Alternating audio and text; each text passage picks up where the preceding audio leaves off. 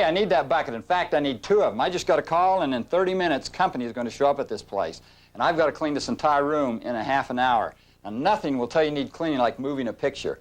Cleaning that right will save your reputation. It'll save repainting. Now, let's go get the things we need to get started. In preparation to do those walls, we have our 2 trusty Rubbermaid containers. This one is half full of water. This one is empty. 2 containers, one half full of water. This is empty. And now, I'm going to use an all-purpose cleaner, one like Spick and Span. Be sure and read the directions. They know what they made and how to use it better than you do, so read and I'll tell you how much to dilute it, take that off, but just what it says. Don't try to make your own home brew either, it doesn't work. Okay, move it out, pick your buckets up, and walls look out. We're ready to go. Now remember, 2 Rubbermaid roughneck buckets. This one has cleaning solution in it, and this one is empty. 2 buckets.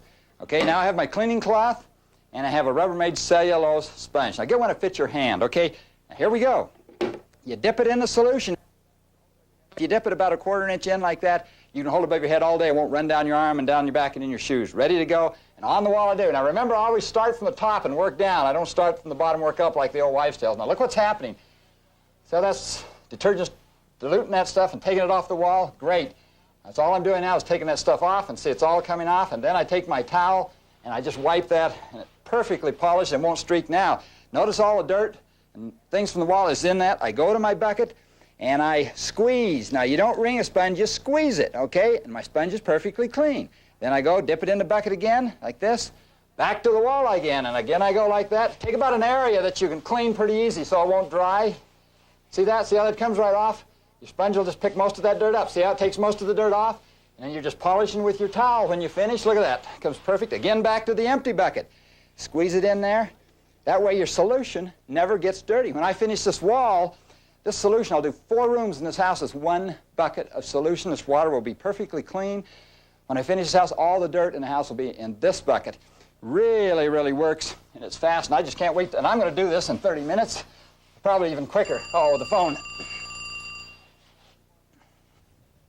You're not going to be here for 30 more minutes? Hey, that's fine. We'll see you then. Boy, that's time to do the whole house. Now, you know, I did the wall in 30 minutes. You didn't think I could do that. Well, I can clean this whole house almost as fast. Now, by now, some of you have guessed that I have kind of an inner love for housework. Well, I do. I'm Don Aslett, America's #1 cleaning expert. I started a cleaning business about 34 years ago, hired 1 student, 2 students, 20, then 100, and cleaned houses for all those years going to college. About 10 years ago, I wrote a book called Is There Life After Housework? And I'm here to tell you there is life after housework if you learn to do it easy and right. And you're watching this video to learn to do that faster, easier, better, and cheaper. And everybody keeps saying, how does everyone else do it? Well, that's how they do it. Better tools, better methods, better timing. And speaking of timing, one of the biggest problems in cleaning is waiting. Hey, if I wait a little while, it'll get better. I mean, things start sticking when you wait. For example, the dishes, hey, I'll do them tomorrow, the next day. If you let the dishes wait instead of doing them right after the meal, it takes longer because the food hardens. It's unhealthy because bacteria develops, which causes unpleasant odors and can attract unpleasant little bug critters. A quick and easy way to clean your dirty dishes is with Dawn, the best dishwashing liquid available for removing grease. Independent tests against other leading dishwashing liquids found Dawn to be highly effective for cutting through grease and cleaning Rubbermaid Serve and Savor containers. So Dawn is recommended by Rubbermaid. It is so good at cutting grease that you can use it as a laundry pre-treatment. In this video, I will share with you some quick ways to get the job done. Then you will have more time to do the things you want to do. Now, there are 4 basic laws to cleaning. Eliminate, saturate, dissolve. And sometimes dissolve means a little agitation, then you remove it. 75% of cleaning is done with the head and not with the hands. 75% of soils removal is done by helpful cleaning products and tools, and not by the old elbow grease. You eliminate by sweeping, dust mopping, or brushing. Wipe all dirt, gravel, crumbs, and other loose material from any surface you might be servicing. Saturate by applying the cleaning solution generously to the dirty surface, then let it set. Dissolve by letting the liquid and the chemical action of the cleaner loosen the dirt. Remove with a sponge, cleaning cloth, or squeegee, and get rid of the mushy residue. Unless you really enjoy grinding and beating and scrubbing off soils, hey, let's do it the easy way. You know, as a pro, I really love spray bottles. Water is free. I mean, fill that thing with water, whatever you have to do, and then use concentrates. Concentrates are cheap, great cleaners. You know, one thing I really like about a spray bottle is it's great for the environment. These aerosols are really cluttering up our environment. These things can last years and years. Now you can spray the cleaner on and it'll wait a while, let it do the work, spray some more. Go feed the birds, do anything, let it work. Work with your head, not with your hands. Now there's basically 4 cleaners that you can use in this. 4 separate cleaners you can use in spray bottles. Neutral cleaner, like spick and span, can be used for almost any type of cleaning. It won't damage surfaces, even wood, because its pH is neutral. It's neither acid nor alkaline. A disinfectant cleaner for bathrooms, other areas needing germicidal action, but only a quaternary neutral type. It's non-toxic and won't damage most surfaces. A commercial wax stripper and degreaser for removing wax and for tough cleaning jobs where grease is a super problem. An evaporating alcohol-based cleaner for cleaning small windows, polishing mirrors, appliance, tile, chrome, and other reflective type surfaces. When using any kind of a cleaner, commercial or household, read the label. Don't sniff or taste it. There was a study that showed that the average woman walked around 20 miles a day doing housework and related housework. I bet you could believe that, couldn't you? One of the reasons is because their stuff is spread all over. Isn't this a great idea? Find a place like this and a nice convenient hanger to do that right into your sink so you have everything right where you need it. Now we're going to do windows. Look at this. I have my Rubbermaid bucket, I have my squeegee, I have my cellulose cloth, my sponge, and my dishwashing liquid. We're ready for those windows. We're out of here. How many of you just love to clean windows? Well, the reason you don't is because we're still cleaning them anciently. We buy this window cleaner that guarantees, and we spray it on, and we go, snort. Man, and we say, this is almost a moral experience. We spray some more on, and away we go, and everything else. Then the sun comes up. What do you have? Streaks. Man, we read on the can, no streaks. We try it again and again. It doesn't work. This stuff makes windows thicker, and it leaves a grease film on windows. It does not work. Get rid of your aerosols. It helps the environment. It will help you clean windows. Okay, how many have ever seen one of these before? How many's ever tried one of these before? How many's had great luck with one of these before? Well, the reason you didn't have one of these, you had one of these. This is not a squeegee. This is a communist conspiracy to ruin American housewives. This thing was made to poke down the bread and lead the music and scratch your back. This will not clean windows. Chuck that thing.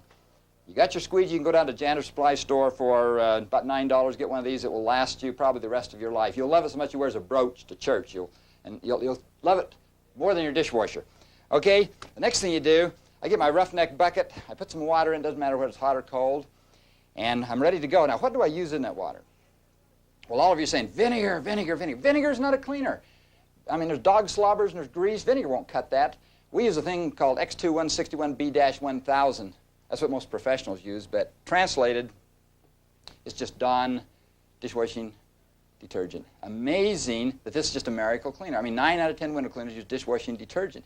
Now, there's a real interest in here of what makes it work. Well, the big reason is it doesn't work very well is that most of us say if a little does well, a lot will do better. That's like saying if a teaspoon of baking soda makes your biscuits raise up, put a cup in there and those hummers will really come up. So we take the lid and go glug, glug, glug, glug, glug, glug, glug, glug, glug, glug, you know, and all these suds come up. Wrong. That's what's been your problem. You open this lid up just a tiny bit and you use just a snort or a snidge bit, as we call it, just a touch. In fact, this one little quart of Dawn will last you probably 25 years to do your window, okay, because it's a degreaser. Okay, you've mixed it up, your solution's ready to go. Now, before we start, let me show you one more thing. If your squeegee has been the reason is the blade is dry. Now, I can use a cloth or I can use my cellulose cloth, my Rubbermaid cellulose cloth, and you can dampen this. Okay, dampen it in the water and wring it out, and then you wipe your squeegee blade, which lubricates it, and the squeegee goes really skids along quick. Okay, you can put the water on the window, super easy with a sponge, or I prefer using a window wand. Here we go. We're talking about for this great big giant window, we're talking just a few seconds. Now see this dishwashing liquid has set on there. It's a degreaser, so it's cutting the surfactants or cutting the grease, all that stuff. Now don't pull the squeegee down, because if you do, you get a big streak. Wipe it once and lean the squeegee off the window like this. See this? And go right across the top and clean a dry area. See what I did? I got rid of all those drips. Wiped it, went right across the top. It's perfectly dry. Then, with my cellulose cloth, I wipe my squeegee blade, put it in a dry area, and down I come. Perfect. Not a streak. Quick as a cat. You just can't believe what that will do. Don't worry about any stuff that's left on there, because the way you diluted your detergent will dry, and you'll never see it. Across the bottom, Your window's clean. I'll tell you, that window is clean perfectly. If you have a giant window, company's coming fast, we're talking about seconds. Here we go again. I mean, we're talking about a 10-foot window in the front. Squeeze it down like that. You're going to enjoy this. Go across the top like that with your squeegee. Now look at this. This is called fanning. You can do it. Put on your window, go da-da-da-da-dump, da-dump, da-dump, da-da. See, get your aerobics in. You can quit aerobic class because you can just do that. One ways right across the bottom. The windows are clean. If you have a little drop left on your windows, use your bare hands. The grease and oil is out of your hands now. You can take your bare hand and you go and get any little drop out. Really psychs out your neighbors. Any little areas along the edge, leave it. No one will ever see it. Man, now I can see my outside inside. Let's go get the rest of the house. And now for the eternal question of cleaning. Do you dust or do you vacuum first? You're right, you dust. The reason you dust first is because, remember all those little pieces of lint and pieces of plant, bug bodies, and fingernails people hide that are big chunks of stuff? You knock those off on the floor when you dust, and the vacuum get them later. Now, I love for dusting two different tools, my Rubbermaid acrylic static attract duster and my Maslin cloth. And another thing I've learned to do while dusting is a lot of dust is below the 3-foot level, and we seldom dust low. Now look at this. The baseboard, for example, when I go across that like that, look how that picks that off. Look at that. It really is amazing how much dust you'll pick off low, and it holds it. It isn't like a feather duster. You know, a feather duster flips it all over. This stuff holds it, and you got it when you go. Okay, now use your judgment. Go up on top of the pictures and get those and get the bottom. And this is why these little static attract things are so good. Look what they do. They get right down in, and they knock all that stuff off. All those bug bodies, remember, they're all off. And away you go. You can just hit areas to dust. And my favorite is that, you know, a house gets 40 pounds of dust and dirt a year. 40 pounds. And most of it's floating around. It gets with the cooking oil and it sticks. So before it sticks, you've all seen your vents. See these vents right up here like that? Nothing beats the acrylic static attract duster to get those because it has more static than the vent. Now to hit both ways. See, go both ways like this, back and forth, back and forth. Now it isn't there. It's here. And this long-lasting problem of the mini blinds, or the Venetian blinds, that stuff will get on. It sticks like glue, doesn't it? Hit that pretty often. That's all you have to do. The duster's picking it up all the way up and down. And the cobwebs, you don't see any there, do you, anymore? It got them. It's captured them. All the areas you can come across like that, you've picked all the dust up. You've got it, man. It's with you all the way. Everything you see high. You hardly have to get a ladder. 5 or 6 minutes. And if you want to be further enlightened, there you go. You just go around the top of the light. You've picked it all off. Now that we've intelligently captured most of the dust, the bug bodies and all the stuff that ends up on your carpet, it's time for the vacuum. Now, you know, vacuums are your personal choice, and I just love an upright. You know, those cancers like dragging a dead pig through the house to me, but whatever you choose is okay, but learn to vacuum a few intelligent ways. And one thing is, you can't believe, folks, what people will vacuum over. I mean, there's toys. I mean, our kids have 75% more toys than they need. Pieces of plastic that's come off things. Hairbreadths, Lego toys, coins, TV knobs, I mean, all this stuff. We think that if the vacuum is big enough we can get over it, it's fair game. Wrong. It ruins your vacuum. I have found, believe it or not, forks. I haven't found a hammer yet, but I found forks in vacuum cleaners. So clean all the heavy debris, put it in your pocket, or set it aside. Now, you know, a real important thing on a vacuum, you're going to notice something, is as I'm up here, you see how my hand goes under that vacuum? That's where the air comes in to make a vacuum work. Okay, if there's no place for the air to come in, the vacuum won't work. I don't care if it can suck up a piano bench. It doesn't make any difference if the thing can't get air. So it's what we do. We start out and we hear a vacuum with thunk, thunk, so we adjust it and let it go down lower and lower and lower. And pretty soon is what we do. We press it down there so tight that no air comes under our vacuum. Therefore, it isn't working. We're making nice patterns on the carpet, but we're not vacuuming things. So set it up to where your vacuum just goes beep, beep, beep, beep, beep, just right. Now remember another real important thing down in this carpet, the thing that really counts. All the stuff that ruins your carpet, the little BBs and the little rocks and all the little things are all right down in that carpet. And when you walk on them, it cuts your carpet. So that's why you use a vacuum cleaner to pick all these out. Because see, you can't see all that, but see how dusty? That's all down in your carpet.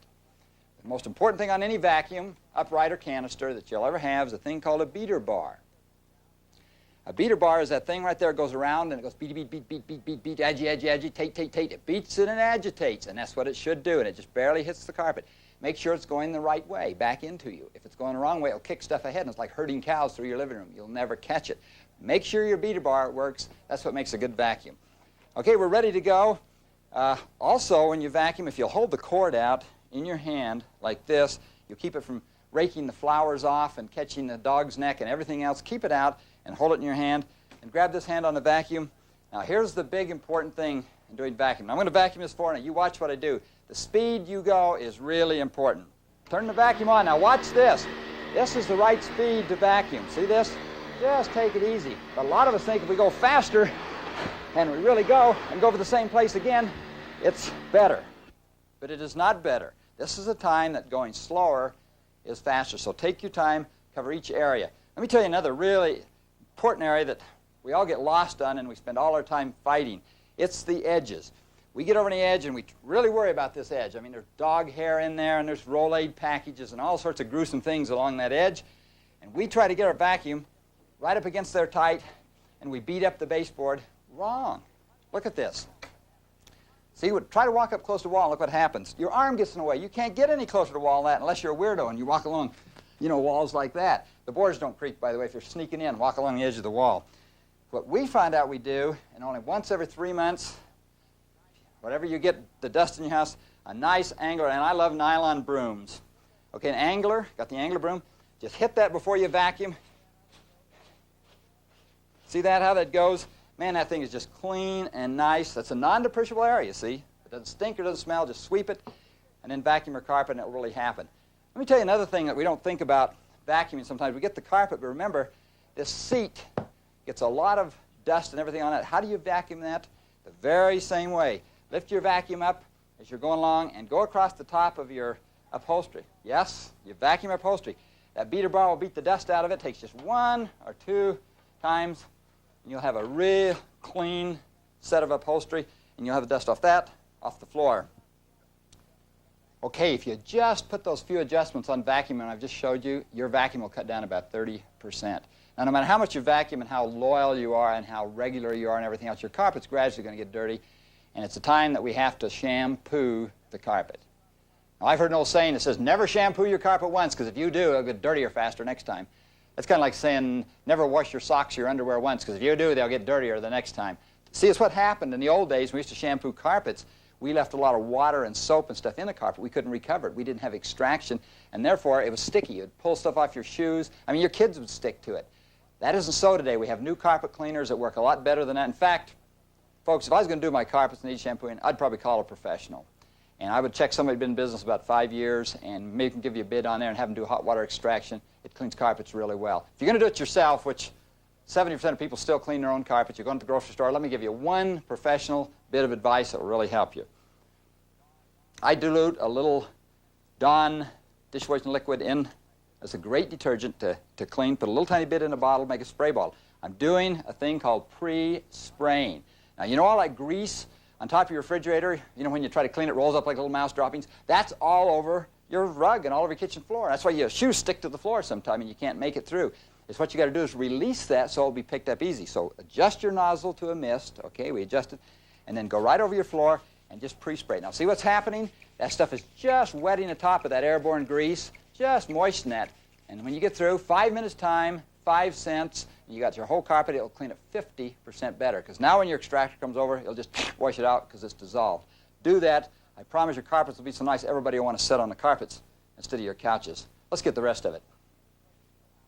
The floors, more than any place in your house, reflect the overall beauty and the cleanliness level of your house. You've gone downtown and seen the banks, the supermarket that just seem to glow and beautiful shine. Yours can be exactly like that if you use some professional techniques, and you can do it with some home tools.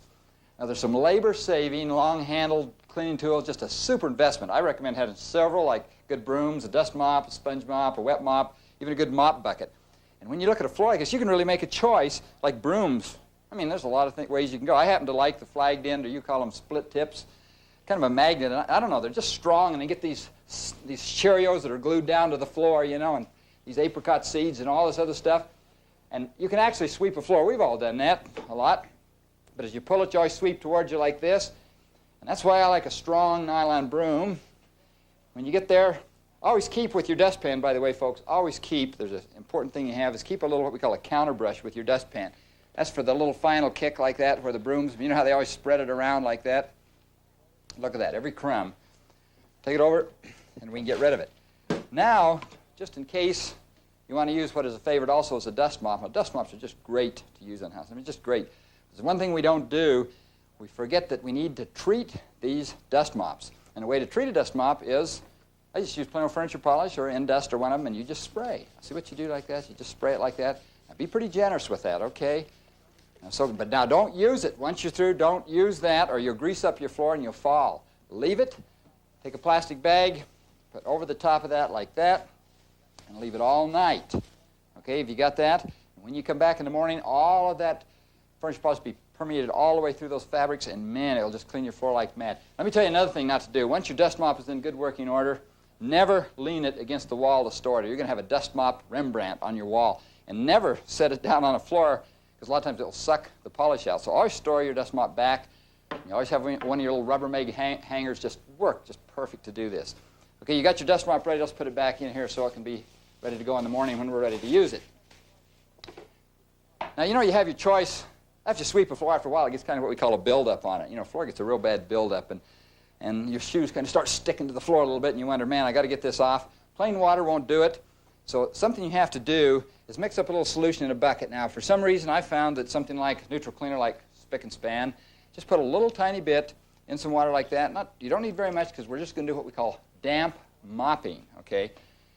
And I have a lot to select from. I think, man, I'll select a tool like this. I kind of like these sponge mops for the small houses, okay? Set a broom out of the way. Now, damp mop means not the floor is necessarily damp, but the mop is damp. And there's two important things you do when you damp mop. Now, here's the big mistake most people make. They go over it once, and it looks clean, and they say, clean, but it isn't clean. The first time over, what happens is just a wetting agent. So you go over your floor once like this. See what I've done?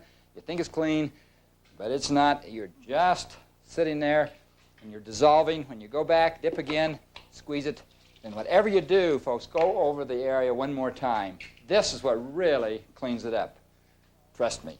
As we go over that, now this is called damp mopping. You have to do this sometimes 2 or 3 times a week, depending on how many bottles of milk or how many pieces of spaghetti fell on the floor. Damp mopping. Now, as you see, this floor is pretty bad shape. I mean, it's had some pretty hard use, and it's getting really bad. We're going to have to do a thing we call scrub this floor. And scrub is just one step up from mopping. We got to get a little more aggressive. So I'm going to use basically the same stuff. I might put just a little more neutral cleaner in there, just a tidge bit more in there, okay? Now I've got to get the water out on the floor, and I think the easiest way to do that, I told you I had a great selection of mops over here. You really do. I kind of like just a plain string mop. You put the string mop in the water like this.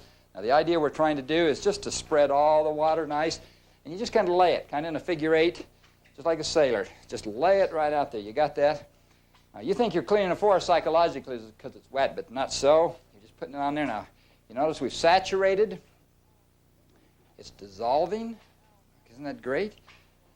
Now, generally, a lot of floors, you could just pick it up, but not this one. This is pretty solid, so we have to do a thing we call scrub this floor. And again, I'm going back to this nice Rubbermaid scrubbing strip mop. Look at that. There's a nice little strip on there, a little nylon. I just love nylon. It's so much better brushing. It's just a nylon scrubby, and I'm ready to go.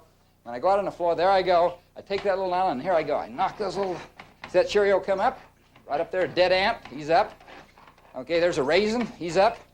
See, as you go around, get close to the edge, just keep pulling it up like that. It's called scrubbing a floor. A lot of satisfaction in doing this, you're going to find out. It doesn't take very long, and notice something, I haven't got on my knees yet. Everything, that's the great thing about having long-handled tools like this. It's just, and they always say never trust a maid with clean knees. Well, you're going to have clean knees from now on, you can really trust them, all right? Now, when we get to this point, this is where the work starts, because there's all these smashed apricots and coat slobbers, and everything's in that floor, and you got to mop it. Wrong. The quick way to do it now, I just take an empty bucket, set out here. I get a tool that I've used a long time as a professional, a squeegee.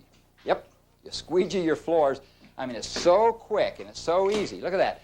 Cleans your floor and just leaves it perfectly clean. Just reach with your squeegee, hit it once. So squeegee, hit it once. Now you see what's happened? All of that dirty, filthy water, all of that gunk, it's just kind of looks like pig swill. There it all is. Now suddenly, you've got here in the corner a whole pile of gunk. Now what do you do with this?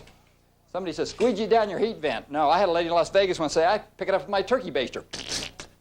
But wrong. The easy way to get it up, and I'll tell you, my little Rubbermaid dustpan is the neatest thing I have ever seen. Look at this. One swipe of that thing, you've taken almost every bit of that dirt right up. You haven't had to get down into it. I get my little, I love this little roller mop. I dip that down in, that little roller mop down in there, and you can just take all the rest of that stuff right up. Just absorb that stuff, and the floor's all clean. Now, after I get the floor all cleaned, it looks really great, but you know the alkalinity in the stripper has left a little film on there. So I'm going to get my roller mop again, and you see how this works? I'm going to take a little, I'm going to take a little bucket of plain water and I'll put a little vinegar in this water. Stick my roller mop in there. Now, vinegar's not a cleaner, but it's a rinsing agent. I'm going to roll it out like this, and then I'm just going to basically go right over this floor, and that vinegar water will neutralize that floor, which makes the wax just stick on there like glue, and it won't peel off, and it won't powder, and it won't yellow, and it'll just stay right in there. You see what? I swept it, and I scrubbed it, and we squeegeed it off, and then we rinsed it. And I'm telling you, that floor is clean, and that floor is ready now to put some protection on. Now, a lot of people say, well, I have a no-wax floor. Well, a no-wax floor is like a no-wash dish. It doesn't exist. All floors need a finish on them, and here's what a finish is. When you put wax or finish, it's just like putting a membrane down on your floor, so when you get black marks and chair marks and everything else, you can clean them off the top of the wax, and they don't get on the floor. You ever notice how your floor, when you get a black mark, you take it off and you always have those dull spots on there? You're going to prevent that. You're going to wax it. To wax the floor, just by some plain ordinary wax, and I would probably go get one of my little sponges, clean it out really well, and I just pour my wax on the floor, and I would apply my wax just like you were damp mopping, really careful. Now remember something, this edge is a bad place. It gets a buildup. You can't walk any closer to the edge than this, remember that? So one light coat on the edge, and then the rest of the wax, hold back like this away from it, and your floors, I'm telling you, your floors will be gorgeous. And if you got other floors in your house, you know, this happens to be a tile floor, a linoleum floor, a vinyl floor. I treat them all the same, even wood floors. You know, wood's a great, great product, and water won't hurt wood if it's only on there just for a minute. So if you can damp mop this, you can put finish, you can do a lot of things with wood, but just don't let it set a long time till it soaks in. Treat all your floors that way, and I'll tell you, when people come to your house, I mean, man, you can have everything looking bad, but if those floors shine, they say, wow, this is great. We love to be here. Since we're here in the kitchen, this would be a good time to show you how to clean your appliances quicker and easier. Take a minute every day to whisk off your appliances, and you'll save hours of drudgery. But to get them clean the first time, if you've been neglecting the job, here's a smart and fast way. And here's my advice. Don't use abrasive scouring cleaners, metal scrapers, or harsh steel wool, or abrasive nylon scouring pads on your appliance. These will damage enamels, stainless steel, and plastic surfaces. Use a solution of heavy-duty cleaner or a grease cutter in a spray bottle. A non-abrasive gentle action scrubber and a drying towel will remove the scum. To clean under and behind appliance, just use a Rubbermaid puff duster or a banister brush, but unplug the appliance first, strictly as a precautionary measure. For stoves, take the burner pans out and put them in hot sudsy water while you clean the rest of the appliance. Clean the top, back, and sides of your stove. Be sure to rinse the pad well in hot water, or the greasy lumps will harden it. For your ovens, apply oven cleaner and then wait. Important to wait. Let it work. After the gunk is loose, wipe it off with a paper towel because it's real gunky. If it all doesn't come off, don't start scrubbing. Just apply another coat of oven cleaner and wait longer. It will loosen the rest, and you can take it out, wipe that out with a towel. Be sure to put on your Rubbermaid rubber gloves and make sure there's plenty of ventilation. For refrigerators and freezers, first unplug the unit and then empty it. Then mix 3 ounces of ammonia and disinfectant cleaner to 3 gallons of water in a bucket. Using a soft version of the Rubbermaid scrubber, the white nylon, wash the interior, sponging off the hardened food, and then buff dry with an absorbent cloth. For stove hoods and exhaust vents, you should first check the manufacturer's instruction if there is any. Take off the grill and filter and unplug the unit, then soak it in hot sudsy water for as long as it takes to dissolve the grease. Clean off the sticky, fuzzy grease with a paper towel and with a spray degreaser. Be careful not to wet anything electrical or spray anything up into the motor. Dry everything thoroughly, replace or clean any filters there may be, and reassemble. There. Now just a wipe with a diluted detergent on a cellulose sponge every day will keep them gleaming. The proper tools and supplies are again important when we go into another area of the house, the bathroom. The secret to bathroom cleaning is to watch the hotel and motel maids. You know, they do those things in 3.5 minutes, and they have that little cart, and you've always enviously looked at that as it's rolled in there with all those goodies in there that cleans with. You can have the very same thing in your own house. At my house, I have this little Rubbermaid Carry Caddy, just as neat as a pin in my bathroom. It's got all the parts I need to clean my bathroom in 3.5 minutes. Here's my bowl cleaner in a safe caddy with a little swab on it right there, ready to go. Here's my shower cleaner, all ready to go with a spray head. And here's my disinfectant cleaner that kills odors and does the cleaning. And, ladies and gentlemen, here's a squeegee. Yes, a squeegee. I'll show you what to do with that later. And here is a toilet toothbrush. Yes, a toilet toothbrush. Great tool. And one of my very favorite bathroom cleaning tools is the nylon scrub sponge. Now, notice this is white. It's not green, or it's not black, or it's not another color. It's white, which means it doesn't harm the porcelain on your sinks and your counters. Great tool to use. Then I have my little cleaning towel in case there's a spill. I have to polish and wipe up. And then if there's a ring in the toilet, I have a little pumice stone. And the last tool, the most important tool, is my little Rubbermaid scrubbing brush. And that doesn't beat up all your knuckles when you're scrubbing, and it really works. And this is your whole kit that the maids in a motel and hotel have. And I'm going to show you how to do a bathroom in 3.5 minutes. And folks, I know sometimes the outside of the toilet looks clean, but I tell you there's a lot of germs on there, and that's where smell comes through in a bathroom, from bacteria. If the bacteria is dead, no smell. We use a Quat disinfectant cleaner. You can buy a disinfectant cleaner, then we spray it. I just spray a slight mist all over your toilet. All down here where the men miss. You know, get that whole toilet. I mean, get it all done. And let it set just a second. It gives a little kill time. It'll kill all the germs. And then you use your white cloth, and you can wipe it. Now, you'll see the hotel people do this. They pull it off, and they really shine those toilets up nice. They lift the lid up. You get the underside of the lid, this side of the lid, that side. And basically, that's the way they clean their toilets. Perfect. It's fast. It just takes hardly any time. Now, on the inside, I told you this was the toothbrush for the toilet. I was right, because if you brush regularly, you won't get the setup, all that sediment that sets in your toilet, and you don't have to deep clean it. So every once in a while, sometimes 3 times a week, just get in there and scrub the toilet around like that, and you'll loosen everything, and you'll flush it.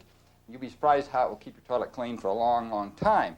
Now, this toilet appears to be extremely clean inside, and nothing wrong, but I have a Johnny Lip light. Now, I know it looks like a dentist light, but hey, it's no different. We both work in enamels. It's the same thing. And look what we see under there when we go under there. Those little orifices underneath that thing, see how they filled up? We can get those off. And the way we get those off, we use a bowl cleaner. Now, get a caddy like this. Let's get your bowl cleaner. Now, this is not a janitor boutonniere like people think it is. This is a bowl brush, which is used for one thing. Don't pour your bowl cleaner in the water. You know how we do it? Glug, glug, glug. Instead, first is to hold it in your hand like this and go down your toilet like this and empty the toilet bowl. And you see what happens with that? I'm forcing all the water right out of the toilet. There it is. Now I'm ending up with totally with a bare bowl. You see that? Now all the stuff is empty, so I can do it. I take my bowl cleaner, put it off, and then instead of pouring it in big guzzles like people do, I pour just a little bowl cleaner, just a tidbit of bowl cleaner on that, and then I swab the toilet. See what I'm doing? And whammo! The stuff just falls out of there. I'm swabbing it. See, now this acid is made to eat up that calcium, and that's just what it'll do. It won't hurt your toilet. Clean 10 times as fast, 10 times as easy, and with a tenth the stuff. Okay, when I do that, I wait a while to give it time to eat it off, and then flush my toilet. There goes all the germs and all the crud. And while I do that, I rinse out my swab like this, and it cleans it out totally, and I squeeze it out. Now, you can use rubber gloves. Most of the chemicals are safe, but if you'd like to, you can also use rubber gloves on this. You shake it off, and in 2 minutes, your toilet is clean, and on to the sinks. Now, to clean your sinks in 30 seconds, here's another thing I learned from the hotel motel maids. That hair you always chase around, you finish, and always find it all over. Hey, the first thing they do is just get a little piece of toilet paper right here, off that, and wet it about half under there like that, and then they just wipe in the sink like that, and it just picks that stuff up just perfect, fast, toss it in the wastebasket, and it's gone. Now you're ready to clean the sink. I use my disinfectant cleaner, I use my little towel, I use my little scrubbing sponge, and I use my little Rubbermaid scrubbing brush. Ready to go, spray the whole sink. If you spray the whole sink with a Quat, what it does is kill all those germs, and it also loosens all the soap scum and everything else on your sink. Let it sit a minute. You can scrub that tops of those things just a little bit like that if there's any hand marks in there. And then my little white scrubbing sponge. The most wonderful thing cleaning sinks in the world. I can hit that just quick if you need it. And it has a sponge on the back side, so I turn on the water, squeeze it, and I just kind of wash all that scum and flush it all down. The whole sink's rinsed, washed, all the chemicals are off. Turn the water off, my towel, polish that top like that till it just shines. Doesn't that look great? Just makes your heart throb, doesn't it? And just cleans that sink, and instantly, like 25 seconds, the sink is clean, and we're ready for the shower. To clean the shower. We'll take it after we're through. There are three big areas in your shower that can really keep you on the run. The first one is mildew. Mildew's a growth. That stuff, you clean it off and it grows back. It's live spores. So to get rid of that stuff, so what we always found it to do is to spray it with a quat or a disinfectant cleaner and just let it sit there a while. Then use your little Rubbermaid scrubbing sponge. That loosens it up. See what happens? Give it a minute for some kill time, then take a cloth and you wipe it down. And it'll clean that mildew right off. It'll be off for a long time. Now, the important thing, when you finish, folks, be sure and do this, spray some more disinfectant cleaner where the mildew is growing. That leaves a base that they can't reproduce and they can't breed. Okay, the number two thing is hard water that gets in your shower. Boy, that's tough stuff. You know, it comes all the time. You try to get off and you scrub it and it gets in the grout. Okay, there's a thing called showers and stuff that you use on that, which is a mild phosphoric acid. Now, folks, this is really important in your shower. See that little nozzle? When that nozzle is tight, you send out a mist and you go, and you about die, okay? The reason you adjust that little nozzle like that is then you shoot a stream out. See what the stream does? And you shoot that stuff out and you let it go in your shower, and you'll notice it'll go down there and it'll eat all that calcium off. Won't hurt your tile, won't hurt your grout, just eats it off. Just really great. You might need your little Rubbermaid sponge on there to hit it a little bit, but then you can wipe it off, and I promise you your tile will be clean, it will be beautiful, it'll be great. Now the third one, and the greatest one of all, we use, not only for windows we use these, but we use them in showers also. After you finish, there's soap, scum, body oil, and hard water on there. You can take that squeegee and just in a minute you can go through that. And if people won't squeegee the shower, don't throw them a towel. I mean, make them squeegee their shower after they get through. You'll prevent more bathroom and shower cleaning with a simple squeegee than anything you can do. Let's go get some spot cleaning.